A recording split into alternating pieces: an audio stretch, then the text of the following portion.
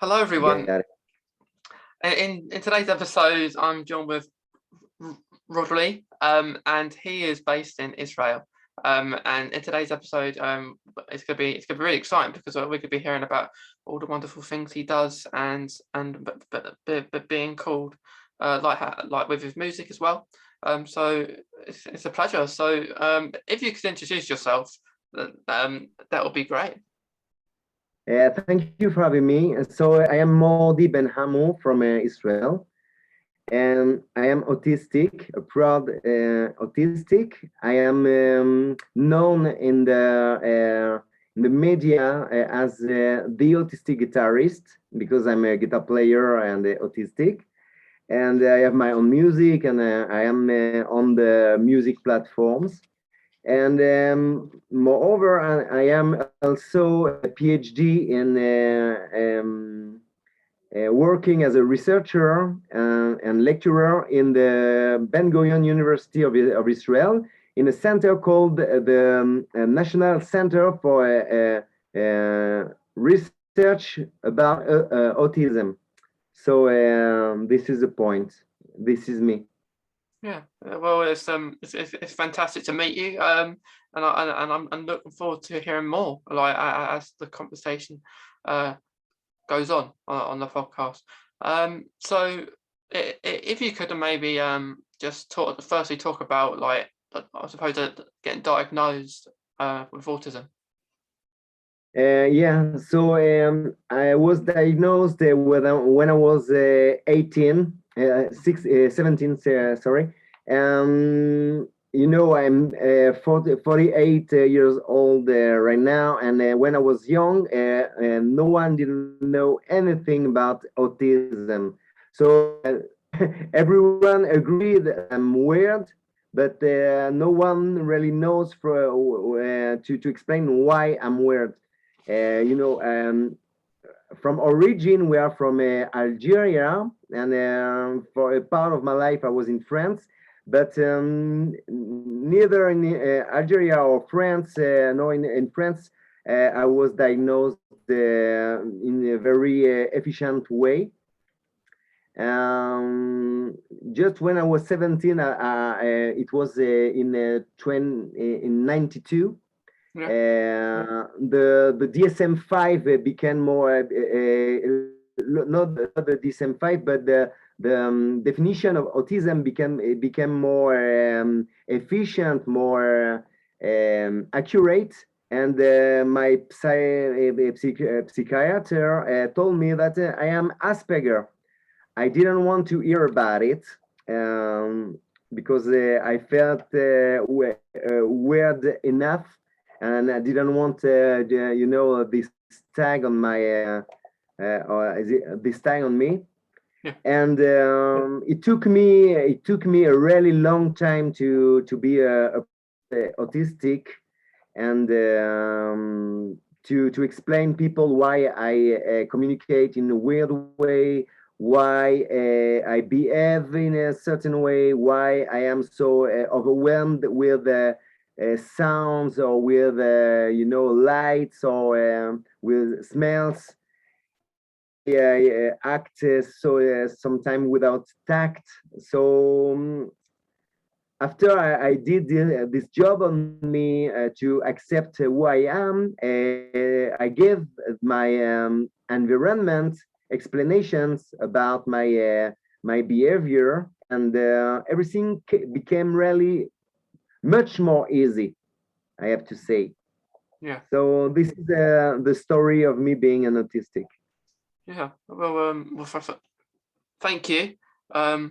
Because like, I totally agree with what you're saying, because it is like because I was diagnosed when I was 9, and I am 20 now. So it is hard when you get diagnosed, whatever age. It doesn't have to be young.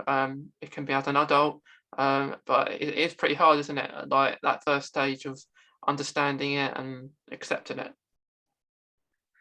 Yeah, for me it was also difficult because I'm both Jewish and Arab, and come from Algeria, from Israel. I had some I had some issues with my identity, and I was weird, and I was this this boy. No one didn't want to play with him, or the boy that didn't know how to play with the others, and I was an outsider. An outsider, sorry, and being diagnosed as an autistic for me it was I thought was more complicated for me, and it was like living in a chaos, being also Algerian, also Jewish, also Arab, also Israeli, and also autistic. It was too much for me to deal with until the day I understood that I didn't have to choose between all the things, but to define myself as this, very complicated person. This is who I am. I don't have to choose between being a Jewish or an Arab, being an autistic, or being an Israeli. Or this is me, and this is what I get. I can't get away with it. So I have to embrace it, and I have to appreciate and love myself. If I want people to love me and appreciate me back. So I did this work not alone, but with my some medical care and professional staff, but I did it, and now I am who I am, and I am pretty um, happy with it, in peace with it. Yeah, yeah. I think it's a good way to be. That like the years goes on, and then we learn, don't we? That autism is something to embrace, something to be proud of, and I suppose it helps us like with your music. I suppose I don't know, like with your music, have you done any songs like based around autism? Everything I do is related to my autism, because playing guitar, when I'm playing the guitar, when I'm writing a scientific article, when everything I do, is through my weird or weird senses, my way to see the world. So playing the guitar, I always try to play the guitar out of the box, to get something more personal. The lyrics of my music are autism related. I speak about my wife, how I met her, and how I love her as an autistic dude. In the last lately, I wrote a song called "Full of Emptiness," and this song specifically is about autism, because sometimes I'm very very overwhelmed and I can't communicate, and my wife asked me, "What are you feeling? What do you feel?" And I tell her I feel empty, Yeah, because I don't succeed to get connected with myself, and I really feel emptiness. So I wrote this song to explain the world, the neurotypical world, what it is to be an autistic dude. For sure, I can't, with my word, speak for all the autistics, because we're all really different. mm, But I wanted to give my point of view, my autistic point of view, about this subject. And so this song is right now aired on the US radio stations, in Great Britain too, in Germany, in Israel, obviously, in France, in Canada. And the song won an Israeli prize of the public choice, the audience choice. oh So I'm really proud of it. Yeah, yeah, full of emptiness. Yeah, it sounds like a really good song. I think I saw it like on your page. Like I saw it like because you do quite a lot with your music, and like I think it's really good with autism, because we do stuff where like what we like, don't we? Um, and it's good that you found something that you really like, and you base it around your autism, which is great, I think. Thank you. Yeah. Um, but with like playing the guitar, like how long did that take to like learn how to do it and everything? I am a quick learner. I really love to learn. You know, as every autistic, if it's connected to my obsessiveness, I learn very quickly. So the guitar science, it's my world. So everything that is related to my world goes really easily for me to. It goes really easily for me to learn to get the skills. When it's not related to my world and to my interests, I am a really slow learner, and sometimes I even don't succeed to learn some skills.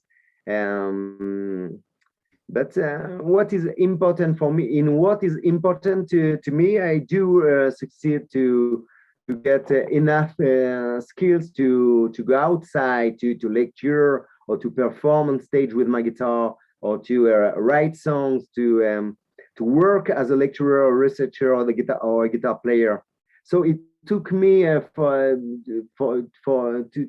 to be a professional guitar player for about 6 years, from 12 I began guitar until 18.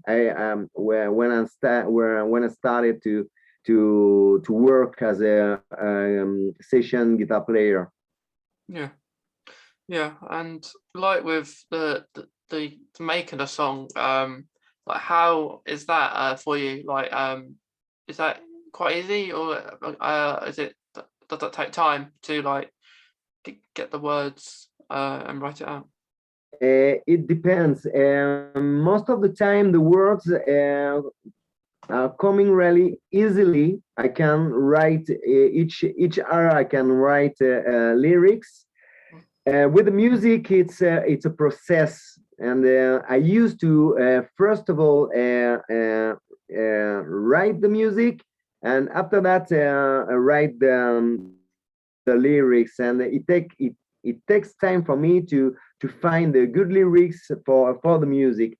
In the case of Full of Emptiness, the song I talked about, I wrote the music 6 years ago, and I knew it was about being an autistic, but I didn't know how to express it by words, and it took me a while to find lyrics I wrote and to adapt it to the music. But it really depends from song to song. Everything is very different. So it happened that I wrote song lyrics and music included within an hour, and sometimes like Full of Emptiness, it took me about 6 years. Yeah, yeah, it's like you've really planned this out, as well, which is really good. I think that links with autumn as well, like a routine, as well, because we have our routines, like it may be like particularly like I've been like with your music, you may have to get up at a particular time in the morning, per plan, like you may think, hang on, one day I'm gonna have a go, a rough notes writing out a song, and then I can go on the guitar, have a sing along with it, see if it's good. If not, it's the good thing about, I suppose, life is that we can always make improvements and different things. So if you feel, hang on, I want to add that, you can do it, because and yeah, so like it goes on all along the routine line of things, doesn't it? Yeah, absolutely. You're absolutely right. Yeah, this routine way of life, this autistic way of life. I see it as a blessing. I saw it as a curse, but being obsessiveness and working all the time on the same pattern, and it's give us a lot of security and the possibility to create, but only if you accept to work like this, to be different, and to work with this routine, and um, to be peculiar, and be instead of seeing it as a curse and being overwhelmed with your routine, or with being outside of your routine, just to flow with it and to try to get the better of it. Yeah, yeah, because it can be hard. Like as you said, like earlier about like noises and stuff. That is something that like it's for me as well with my autism. Like I don't like noises. Like for example, if we're eating in the morning, I won't like a loud person eating like on their plate and making awfully a lot of noise, which like in our minds we think if one person makes some noise, like not a lot of noise, why does someone else have to? but but yeah, it's just those little things. It might be little things to other people, but to us it's a massive thing, isn't it? Yeah, absolutely. As you are right now, I used to go outside with my earphone to Yeah, get protected from unexpected noises. And yeah, I'm really overwhelmed by sensory stimuli.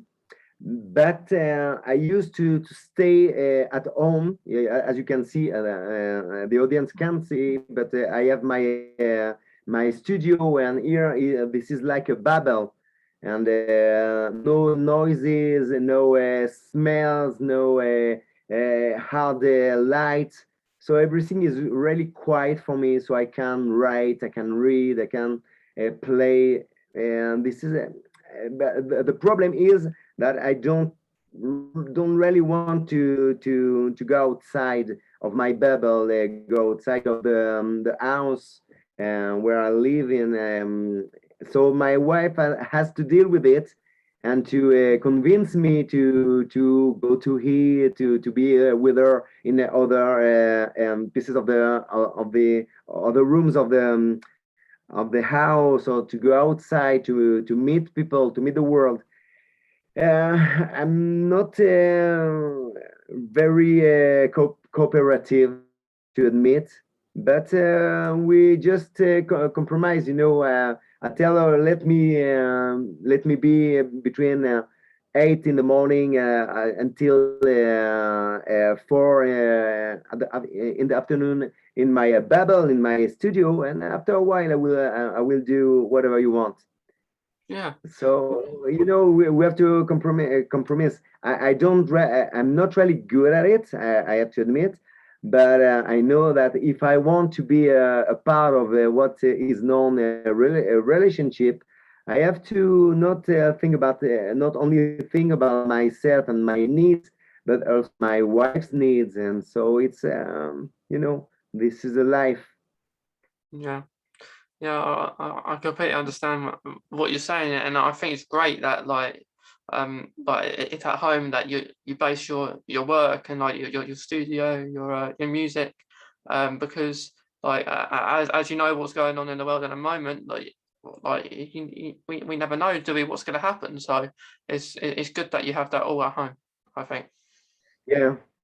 Yeah, for autistic people, the unexpected is really hard. We Yeah, really love to be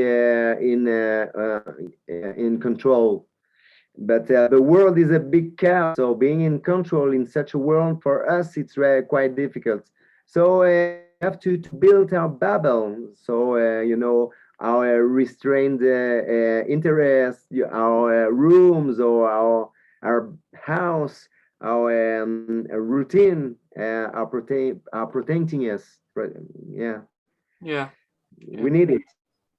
Yeah, because change can be hard for people like us who have autism, because like I suppose it's hard, and I suppose at the start of the pandemic it was hard, um, and the ongoing pandemic, because it's still here, but it's hard, isn't it? Like that kind of change, like you might have to, like with your music, for example, you may have to do a different time that you usually have to, maybe, um, due to what's going on. So it's hard, isn't it? Uh, I have to say that I really, it's not nice to say because people died and people were was asked to deal with this disease. But I really enjoyed the pandemic for the reason that the lockdown was for me a blessing. A few minutes ago, I told that I had to negotiate with my wife, go outside, don't go outside, and this stuff. And with the pandemic, we had to stay at home all the time. So I didn't have to communicate with the world. I didn't have to go outside. I didn't have to go to the supermarket with my wife. Always at home in my studio, and it was a blessing. I wrote a lot of music. I started to write my second book, and I really liked it. It's right. It changed a little bit my routine because I used to perform, as a get up player, or I used to lecture and in instant with this pandemic, I had to do everything from home. Recording from home and send my tracks to other artists or lecture through Zoom and all this stuff. So I had to adapt, and it took me a while. But if I look at the big picture, it was a really fantastic period for me not to be stressed or overwhelmed by the society, by being outside, by communicating with people I don't want to communicate with. I thought it was a blessing. I'm Yeah. sorry, I'm telling you because I'm really aware of it, aware of the fact that people died of this COVID, or I had to cope with it. But from my autistic point of view, I really love the fact that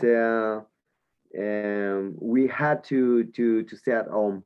Yeah, yeah. I actually completely agree with you, because in my point of view, um I like my own company. I like my own company, and I had more time to do things like you created this podcast at the start of the pandemic, and it helped me do more things and that I had to do. And um, like not seeing people was, I suppose, one of the things that I'll still miss, doing that, seeing friends like more often, and doing the stuff that we were used to before the pandemic. But yeah, like it's more stuff to do, things more to create awareness for autism, and like create accounts and awareness pages that show your work that you do. So I feel I'm completely with I'm with you there, because you have more time to do the work that we have to do. Yeah, what you're doing is fantastic. This podcast and this activity is fabulous. It increase the awareness about Crohn and autism. But I have to admit that I don't have your skills, your social media skills, and your I almost don't have friends. I didn't miss friends that I don't have. I don't go out. I don't go out with friends. I never go out with friends, so I didn't miss it at all. But what you are able to do is fantastic. I have to admit. Well, thank you. And like because personally I'm actually classed as like I'm a clinically like vulnerable from like catching different things, and that always linked with autism, because I speak to different people with autism, and they can get like chronic pain as well. And like for me it was tough because isolation is hard, and I thought, and that kind of made the world understand that's what some other people go through anyway, and on a day-to-day basis, and that kind of it gives the world in a better light. Um and it wasn't surprised that a pandemic did happen at this particular time, because the world is selfish, isn't it? Like like and stuff. But yeah, like, and like over in the UK at that time, I don't know if it was the same in Israel, but everyone was stockpiling on toilet rolls and like toiletries and overstack and all that kind of stuff, because they didn't want to run out, and because everyone was staying in at the same time. Um, but yeah, yeah, it's something that, like as you said about not meeting friends and stuff. That's part of the reason, I suppose, I started this, because every person I have on, I like to keep in contact with. I don't say you come on my show now, bye. I like to keep in contact with each in person, because it's just friendship all over the world, even though you personally may not be over here where I am in the UK, but you're over in Israel, and helping people over there, and creating a page for yourself, and it gains interest around different parts of the world. Like you said, your music can go out to Germany, France, Algeria. I think you said the United Kingdom as well. So well done to you as well. Thank you. Yeah, it's we can see this pandemic as a curse, but we can learn from it also. And I think for us autistic, it was a huge opportunity, because maybe the people around us were less occupied to teach us how to get outside, to communicate with the outside world, and we had time to develop other skills, and to use more the media, and to use our skills through the media to to succeed with podcast, radio station, music, whatever. I have a lot of autistic friends that I've discovered through this pandemic a lot of skills, a lot of the abilities, and this is maybe because, for sure, because the pandemic, but also because the people around them didn't huge, or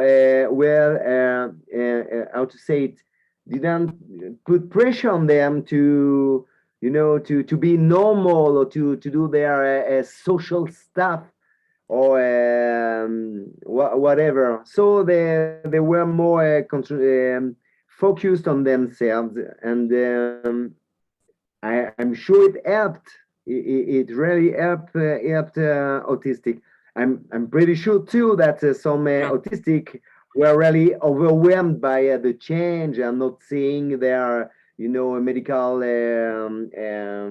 staff, or friends, or school, or thing like this. I'm sure of it too, because we are not so good at change. But I think that we can see this pandemic, or this thing that happened to us as a blessing, an opportunity to develop other skills, or to improve our actual skills.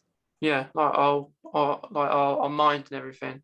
Like the just last thing before we like we round it all up. If you could just say like your name of your book and where people could find it. Sorry, I'm not sure I understood your question. Could you just say the name of the book of your book? Yeah, absolutely. The book is Autism Falafel and Rock and Roll. Is on Amazon. Is a bestseller in Israel. I have to say, and is not only about autism, but about self-acceptance. And the book is really weird as I am, is involving personal stuff, my story, and scientific stuff. As an autistic loving science, everything for me is explained through science. My love for my wife, or everything is science for me. So I did my book as my book is an invitation in my brain. How does my brain work, and how it is to be an autistic? So a chapter is a personal stuff. The other is the same stuff, but from a scientific point of view. And like that, I am chronologically go in time. And I didn't know if this book is good or not good. I wrote it quite naturally. But seeing that people buy it, and that is a bestseller in Israel, and that people around the world buy it on Amazon, it gave me a feedback that is not that bad, and that there is utility to increase autism awareness, and to help people to help us. Yeah. There are good people around that they want to understand us in order to help us and to get information and scientific information from an autistic, seems to help. Yeah, I love that. And like afterwards, if you could please send me the book, so I can have a look. That would be amazing. But yeah, last thing, and then we'll finish. If you just could say like one piece of advice for people that have autism. Sorry, I didn't say. Okay. One piece of advice just for people that have autism. One piece of advice, just like a supportive message. Yeah. Yes. Sorry. Yes, sorry.